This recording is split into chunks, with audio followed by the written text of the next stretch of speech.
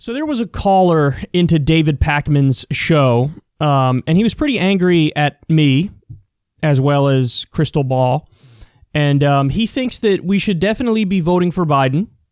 Now, the reason why I'm responding to this is because I've tried to be clear with my reasoning and upfront with it, and there's still some people, plenty of people, who are not really going to listen to the reasoning part of it, and they're just going to hear the part that they don't like, which is, oh, he's not voting for Biden. I disagree with him.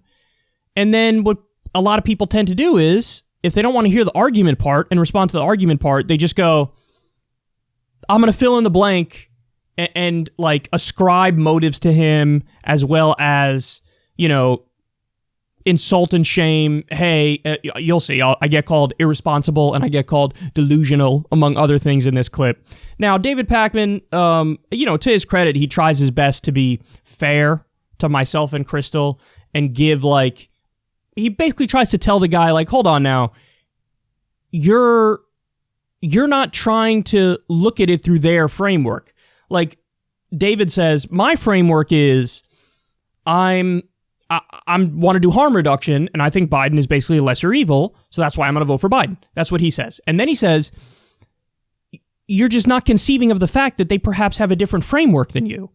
So you're judging their position based on your own framework, and that's not fair to their position. That's more or less what David says. Now, ultimately, I do think that even though David tries his best to be fair to myself and to Crystal, I do think there's a little bit of accidental misstating of my position. Like, in other words, he brings up accelerationist theory. That's what I call the backlash theory, which is the idea that things have to get so bad before they get good. And I'm actually not a believer in that theory, but I think he thinks that maybe I am, so he brings that up. But anyway, enough of this setup. I'm going to play the clip for you, and I'm going to do my best to respond in detail. And I'm going to try to remain calm, even though I'm not going to lie, the first time I heard this, I was very triggered, because you tend to react that way when you think people are being unfair to your position. But anyway, let's take a look, and then I'll reply. I'm really getting sick of these delusional people out there.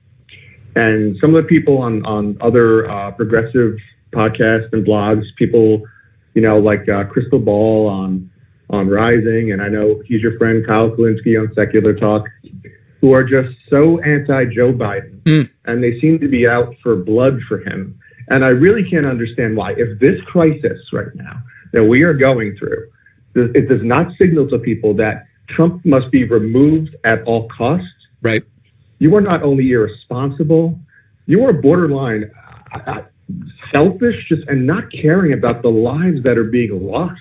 So let's take that piece by piece. Let's take that piece by piece, Mike. So first of all, I have no idea what Crystal and Kyle have been saying. Again, I just don't watch shows. I work on my show, 12 hours a day, and then I relax with some stuff that's not political content. But so let's go through it in pieces. First of all, remove Trump at all costs. Not if you're going to replace him with something worse, right? So like, I've made the calculation that Biden is better than Trump. That's why I am going to vote for Joe Biden to replace Trump. If you give me an option that's worse than Trump, then I say keep Trump because I want to do harm reduction. That part probably we agree on, right? Well, yeah, but the only realistic choice, as I see it, you're either going to... I agree. At this point in time, these are the options. It's Joe Biden or it's Donald Trump. Now, right. Why would Crystal... I'm taking your word that Crystal and Kyle are very much anti-Trump, as you point out.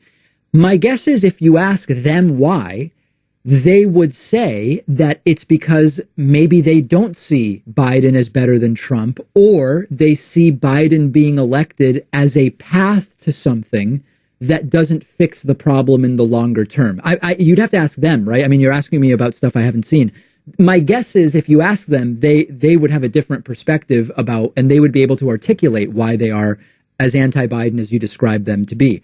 I've made my view clear, which is when I look at history, I don't see accelerationist theory as having worked and accelerationist perspectives as having worked.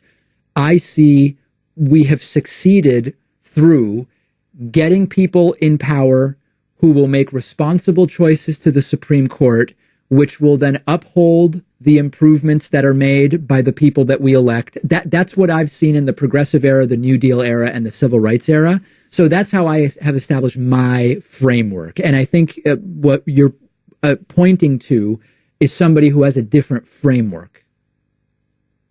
I would say so, yes.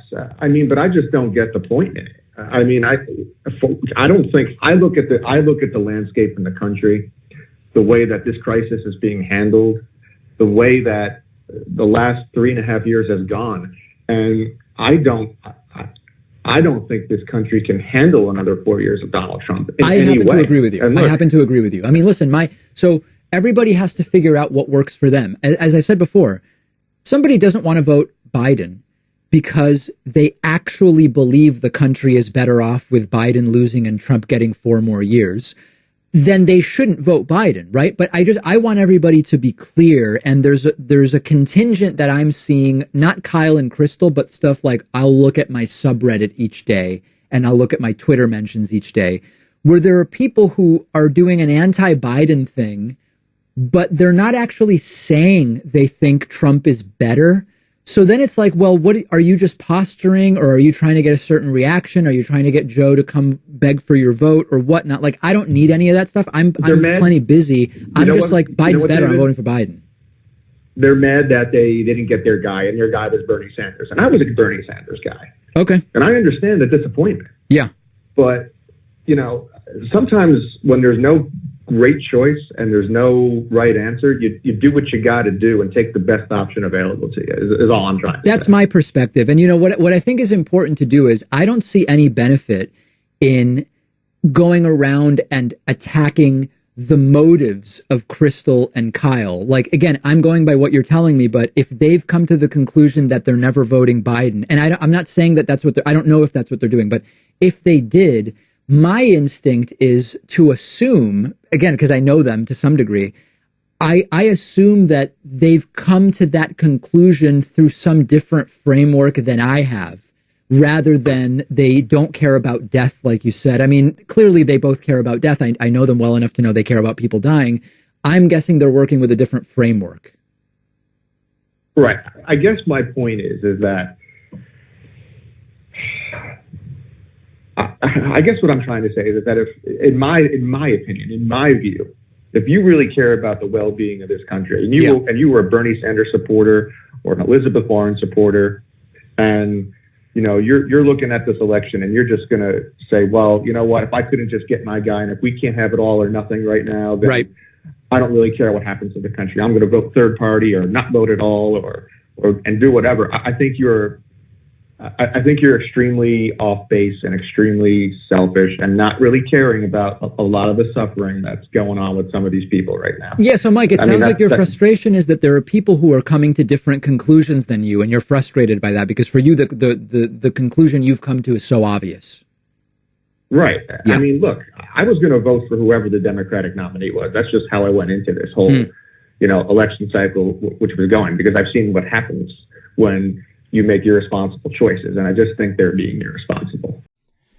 All right, so there's a lot I have to say in response to this. First of all, I want you to note a difference here. I've never voter shamed anybody. Even when it comes to Trump voters, I don't voter shame them. Because I don't believe in voter shaming, because I think it's counterproductive to the whole point of trying to get people on your side in the first place. So I just want to note the irony of basically this person mad that I don't want to vote for Biden, and then he proceeds to do the exact same thing that would further exacerbate people in my position from voting for Biden. So in other words, you're creating more of the thing that you don't like. If you don't like it that people aren't voting for Biden, what you're doing is the last thing you should ever do to try to get people to vote Biden, because really it's shaming and it's insulting, and it's not even understanding the argument and responding to it before you even understand the argument. So, listen, he calls me, quote, delusional and irresponsible. I'm just going to put that to the side because those are, like attacking my intelligence or attacking my character. I like to think that I've done enough for people who watch the show to understand that I'm always being honest and upfront with you, and you could disagree with my conclusions, but, to go in the gutter like that, I just think is ridiculous and unfair and speaks poorly of you. It says nothing about me. And the other thing is, it's funny that people get so mad at me because I've made crystal clear time and time again that I'm not trying to evangelize my position. So in other words, there's a difference between saying, wow, this sucks. I'm not going to vote Biden because he doesn't meet the standards. And not only am I not going to vote Biden, I'm going to try to convince you to not vote Biden. I'm going to try to go out there and make the argument that, in fact, this isn't just something I should do. I think this is something everybody should do. So let me go out there and say, you shouldn't vote Biden, and you shouldn't vote Biden, and you shouldn't vote Biden. It's on you. People can make their own minds up. People can make their own decisions. And in the same way that I don't shame Trump voters, I'm not going to shame Biden voters because I don't believe in voter shaming. I think it's counterproductive. So that's the first thing I want to say. Now, let's take the arguments one by one. One of the early points is basically this crisis, like what we're going through right now. Like if this doesn't prove that you should, vote Biden, then I don't know what you're like. Where are you? Are you not paying attention to what's happening? But I find that a very curious argument because what evidence is there that the response would be different, and how would it be different? So, for example, the biggest problem with the response to this crisis has been the fact that we just took $5 trillion and fully implemented corporate socialism and handed the keys to the Treasury over to Steve Mnuchin, a Goldman Sachs lackey, and Steve Mnuchin gets to determine where the tax money goes, and the tax money is going to go to big corporations. So we did a total corporate bailout and gave crumbs to the people. Now, where's Joe Biden on that? Has Joe Biden been saying anything? No. In fact, if I had to guess, I think Joe Biden would have supported that 100%. Because every other Democrat supported it 100%, and even Bernie Sanders supported it 100%. Now, I'm adult enough to call out the guy who I like. I like Bernie Sanders. That vote was dead wrong. That vote was dead wrong. That was a corporate heist, that bill. And it will be looked at in the same way that the Wall Street bailouts of the Great Recession are looked at. So you say, oh, this crisis shows we absolutely have to support, Biden over Trump. And it's like, I don't think the response would be that different. Now, you could disagree with that, but you have to make the case. And you didn't make the case. You didn't say like, oh, here's a policy that Biden is pushing when it comes to this crisis that is just so good that alone should swing you. I don't think Biden is prepared to handle this crisis. Trump has done a horrible job, and this show has called him out on that repeatedly, and will continue to do that. Trump has done a terrible job. So have the Democrats. The Democrats have as well. This idea that this mythology of Biden as like a competent leader who would respond to a crisis like this, like, oh, the second that we hear that there's a pandemic coming out of China, Biden leaps into action and he creates millions of N95 masks and he creates millions of ICU beds that we need, and he stockpiles the antiviral drugs, and we have the testing that we need. I don't believe that. Not even close. The guy can barely form a coherent sentence. And I'm supposed to just assume that he's a much more competent leader in a crisis. Nonsense. I don't agree with you. And you don't have any evidence for the claim that you're making. So right off the bat, I think that's a terrible argument. Oh, Biden, if you don't see how this crisis, like a lot of people are hurting in this crisis, so obviously we got to get rid of Trump. But the guy that you're replacing Trump with, there's zero evidence to say he would be responding to this crisis in a competent fashion. That's just not true. Okay, so the next point is, and again, Pacman tries to be fair to both myself and Crystal and say, hey, they just don't agree with your framework. So let me explain exactly what my framework is, as I have 1,000 times before, but I'm going to do it again for this segment, and hopefully, if you can share this around if it reflects your views as well, or, people who want to straw man my position, if they just want to listen for a little bit, maybe they'll understand the position better. And if you want to disagree after you hear it, fine, but understand it before you criticize it. So I do not believe in accelerationist theory. In fact, I'm a critic of accelerationist theory. Accelerationist theory, or as I call it, the backlash theory, is the idea that, hey, maybe it's better if Trump wins because then everything gets so bad that there's a stronger left-wing resurgence to combat him being bad. And then that leads to a rise of the left. And then we end up getting better policies in the long run because, the left then takes over. And the left couldn't have risen up unless there was that evil that was there. I'm not a believer in that, particularly because I saw what happened under the George W. Bush years. In other words, when the Republicans go far right, you know what happens? They drag the Democrats to the right as well. It's not like, oh, you have somebody who's so bad in office that the Democrats then go, well, now we're going to go to the left to defeat you. That doesn't happen. So I don't believe in accelerationist theory or backlash theory because I don't think the evidence proves that it makes sense. My position is basic standards and principles. So in other words, this guy says literally, like I would vote for whoever the Democrat is. Okay, but I wouldn't do that because I don't vote based on party affiliation. I think that's mindless. I vote based on what are my policy preferences. So you could accuse it of being a litmus test. Fine, I'll own that. Yeah, I do have a litmus test. But I'd argue my litmus test is incredibly lenient. So in other words, I would need to be convinced that Biden would fight for at least one or two of my top 5 issues. Medicare for all, free college, living wage, ending the wars, and UBI. Now, of those, Biden pretends to be in favor of living wage. I don't believe him. You want to know why I don't believe him? Because they didn't do Dickie McGee's acts on that front when he was vice president.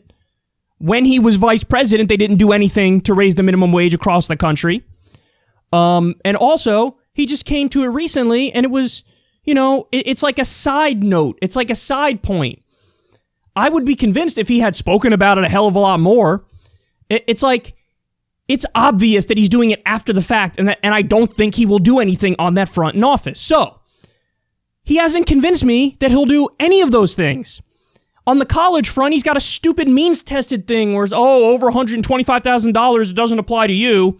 I mean, it's ridiculous. So, of my top 5 issues, Medicare for all, free college, living wage, end the wars, UBI, I don't think he's going to do any of them.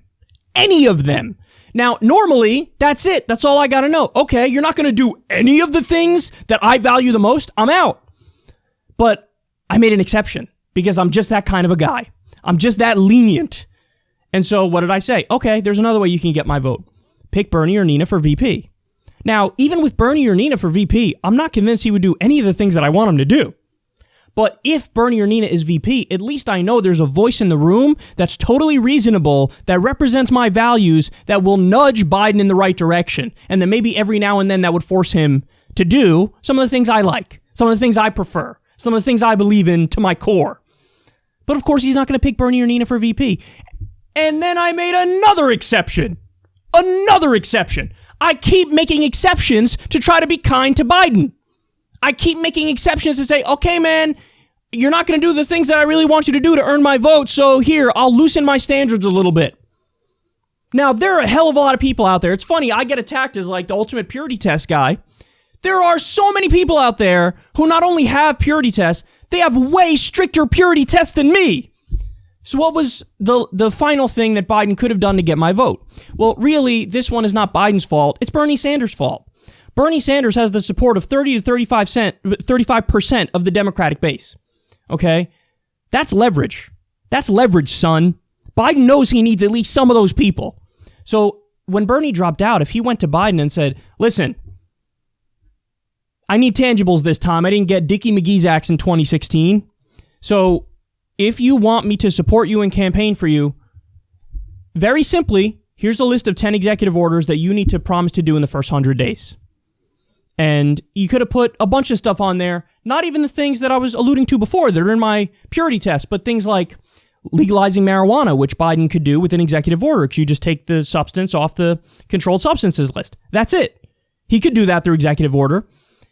If Bernie had that on the list, if Bernie had a Buy American executive order which says that, hey, we'll punish outsourcers, we'll cut off all federal contracts with with companies that outsource jobs. That's another thing that Biden could have signed on to. Now, my guess is, and this is all speculation here, but my guess is if Bernie said, hey, man, You do these, I'm in. You don't do these, good luck in November, I'm out. I'm just going to sit out. I'm not going to say anything. I'm not going to endorse you. I'm not going to campaign for you. I'm just going to sit on the sidelines. My guess is Biden knows I need Bernie. So maybe he doesn't do all 10 of the executive orders. Maybe he says, I can't do these 5, but I'll do these 5. And then boom, we have tangibles. Hey, in the first 100 days, I'm going to do 5 executive orders. One of those executive orders is legalizing marijuana. Hey, Kyle, who are you going to vote for? I mean, what do you want me to tell you? I think that's a super important thing, that if we legalize marijuana, not only do you increase freedom across the country, but also now we're talking about freeing nonviolent drug offenders, which is massively important. Would I vote for somebody who's going to free the nonviolent drug offenders and legalize marijuana? Even though I have massive disagreements with him elsewhere, I would. I would. Now, so I have my standards. He didn't pass them at all. Then I loosened him to Bernie or Nina for VP. He's not going to do that. So then I loosened him again to, okay, Bernie, here's how you should have used your leverage. Bernie didn't do that, and Biden didn't give us any tangibles. So I'm out. So in other words, my argument, the reason I'm not voting Biden is this idea that I have standards and I have principles. And you might not like where those lead me. Too bad. Not your freaking principles. You have your own. And yours are, I'm going to vote blue no matter who. Not my words, your words. I'm going to vote for the Democratic president no matter who. I know it sounds like I'm strawmanning you, but you literally say that in the video with Pacman. So, I don't agree with you. In reality, yes, I'm a registered Democrat because I live here in New York and we have closed primaries. So to vote in Democratic primaries, I have to register as a Democrat. But everybody knows I'm actually an independent. I'm an independent. Everybody knows that. So I don't agree with you. You got to get that through your mind. I don't agree with you. So delusional, irresponsible because he doesn't want to do the thing I want him to do. Okay, why can't a Trump supporter go out there and say, Kyle's delusional and irresponsible because he's not going to vote for Trump? And that mindset of now he doesn't say this to be fair to him, but there is a pervasive argument that if you don't vote for Biden, then that's a vote for Trump. But I'm not voting for Trump either. So why can't the Trump people say, hey, if you don't vote for Trump, that's a vote for Biden? Why can't they say that? Well, you're more ideologically in agreement with Biden than you are in agreement with Trump. Well, actually, when it comes to the First Step Act, I agree with Trump on that. When it comes to pardoning Alice Johnson, I agree with Trump on that. When it comes to TPP, Trump's against it, Biden's for it. I agree with Trump on that. When it comes to North Korea, Biden said in one of the debates, we shouldn't talk to North Korea. We shouldn't try to make a peace deal. Whereas Trump was doing that. I agree more with Trump on North Korea than I agree with Biden. Now, granted, there are more issues where I agree with Biden. There are more of them. Not enough. Not enough. Yes, Joe Biden is much better when it comes to the courts. Absolutely. I'd take a centrist like Merrick Garland any day over a right-winger, and Biden would very likely pick a centrist like Merrick Garland. On the Supreme Court, Joe Biden is better. When it comes to the Paris Climate Agreement, Biden is better. When it comes to the Iran deal, Biden is better. I can name a bunch of issues where Joe Biden is better. I could also name a handful, admittedly fewer, where Trump is better. But my argument overall is they're both beyond the pale. Why?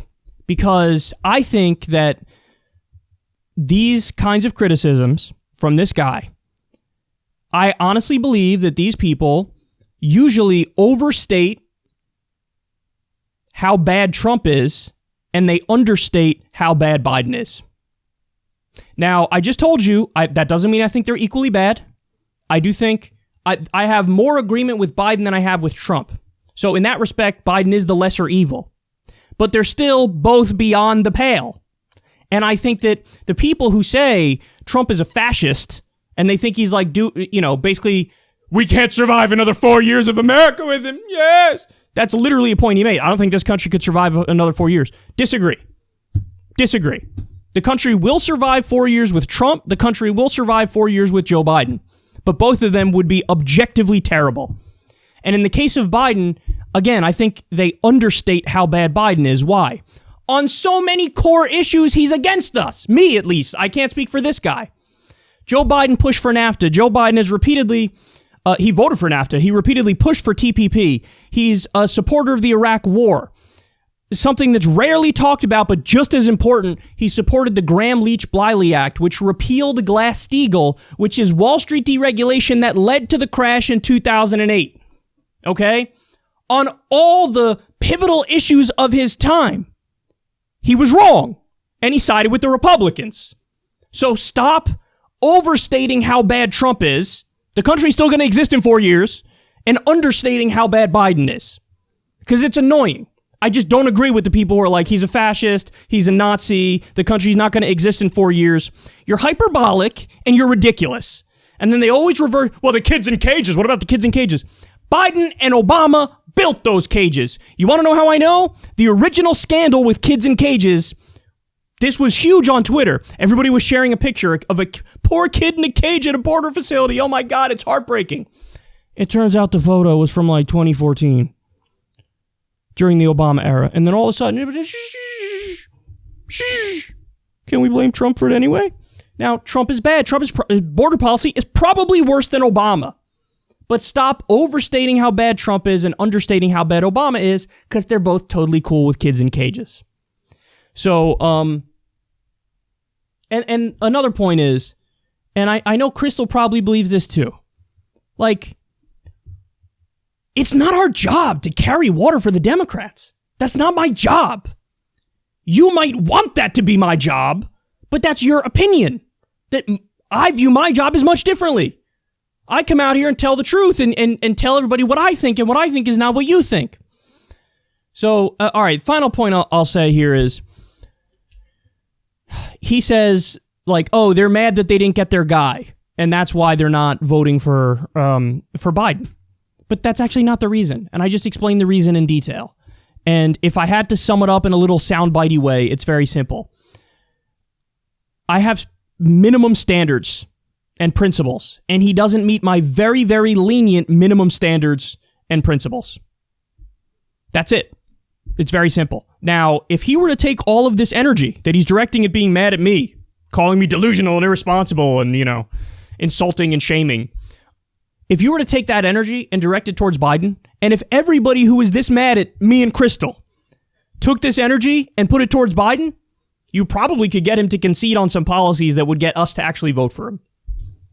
See, that's the thing I cannot get over. Like, why is anybody upset at me? I understand not agreeing with my position, but I'm not voter shaming you, no matter who you're voting for. I'm not evangelizing and trying to convert people to my position. All I'm saying is, here are my minimum standards, and he doesn't meet my minimum standards. That's it. How can anybody be like, oh, how dare you, sir? You want to be mad at anybody, be mad at Biden. Get Biden to move on some of these things. Get him to actually believe in and make the case for some of the bare minimum things I believe in. Push him to pick Nina Turner for VP or Bernie Sanders for VP. Like, all of this energy that's wasted on shaming the left and insulting the left and strawmanning the left. What a waste. You're doing the exact thing that's going to create more non-voters or third-party voters. I'm not saying that about me, because I was already in this position through a very different line of reasoning. But there are some people who are just going to have that emotional reaction and be like, I was on the fence, but screw this guy. Now I'm definitely not voting for Biden. So it's like, what you're doing is so counterproductive to your ultimate goal. It's just so counterproductive. And by the way, there are ways to make reasonable, rational arguments for Joe Biden. Arguments that are much more powerful than the road that this guy decided to go down with shaming and insulting, calling delusional and irresponsible, not understanding why it is that I'm not even voting for Biden. And it's just like, what a waste of energy, what a waste of time, what a waste of an emotion. You should be mad at him. Because I'll tell you what, man, my standards are so lenient that I would reckon the majority of my audience disagrees with me. I would reckon the majority are like, yeah, even if he meets your standards, dude's still a war criminal. And the final point is this, and this is one that I haven't made often enough, but I will begin to make more often, because I think it's actually one of the more powerful arguments for my position. I'm of the belief, and I had to think deeply about this, and it finally occurred to me. I had a light bulb moment. I was like, oh, that's why I struggle with this stuff so much. I'm of the belief that when you vote for somebody, and that person wins, to some extent, you own what they do. So In other words, I voted for Obama in the 2008 primary and in the 2008 general election. Obama takes office. Obama, in his first term, stories start coming out towards the end of his first term. We got this drone assassination program. There's been a massive increase in that program since George W. Bush. And there's a 90% civilian death rate. So they're doing drone strikes, very lenient, lax standards. They're doing it with not solid evidence, and they're killing innocent civilians. 90% civilian death rate. Now, I'm partly responsible for that because I voted for the guy who did it. Okay? I cannot live with that on my conscience, that I supported a guy who's killing civilians. I can't live with that. I'm not okay with that. Now, am I directly responsible for those civilian deaths? Of course not. Of course not. I'm not the drone operator. I'm not pressing the button. I'm not Obama who's given the okay to do the drones. I'm not directly responsible for it. But I'm definitely indirectly responsible for it. Definitely indirectly responsible because I voted for the guy. I supported the guy. I got him in the office, and then his actions are killing innocent civilians. I can't live with that. I'm not okay with that. So I know a vote for Trump is owning all of the death and destruction that he brings about in this world. It's an indirect owning of that. I know that voting for Biden is owning all of the terrible actions he does. And all of the, I don't think he's going to end the wars. I think he's going to increase the wars or at least keep them the same. So I own every single civilian death that he's responsible for if I vote for him and he wins. Again, not directly, but indirectly. But even indirectly, I can't have that. I'm not okay with that. It doesn't sit well on my conscience. And I realize I don't think a lot of other people think this way. I really don't. I think the overwhelming majority of people, they view like, okay, I'll vote for, a lot of people do lesser evil voting. I'll just vote for whoever I think the lesser evil is. And then it's almost like whatever they do is what they do. And I'm not responsible for it. Well, I have a philosophy and a mindset and an outlook that has me as much more of an active participant. And if I support the person and then they do horrendously evil things and kill civilians, I'm indirectly responsible for that. And I literally cannot live with that on my conscience. I feel gross. I feel terrible. And that's why in 2012, I voted for Jill Stein. 2008, in the primary and the general was Obama. By 2012, it was Jill Stein. And you could actually go back. There was, on the radio show, I'm not sure if this was on YouTube, but on the radio show, I explained, the thing I couldn't get over is the drone strikes. And I can't live with that on my conscience because I'd be supporting indirectly those drone strikes. So I explained that even back then in 2012. So that's another reason why it would be such a struggle for me to support him. But even given that, I've explained my standards, I've explained, what he would have to do, and I would still stick by that. But understand that there are people out there who own what they do a lot more than a lot of these lesser evil voters own what they do. And so you might not agree with that philosophy, you might not agree with that outlook, but that is my outlook. So if somebody wants to disagree with me, I have no problem with that whatsoever. But all I ask is don't fill in the blank with what you want to be what I believe. So don't build up a straw man as to why I'm doing what I'm doing and then you knock down that straw man. Because that's silly. What's the point of that? Does it feel good? Makes you feel good to wag your finger? Oh, Kyle's not doing what I want him to do. Saying blah, blah, blah. It's just so sad. It's just so ridiculous. So anyway, that's my breakdown.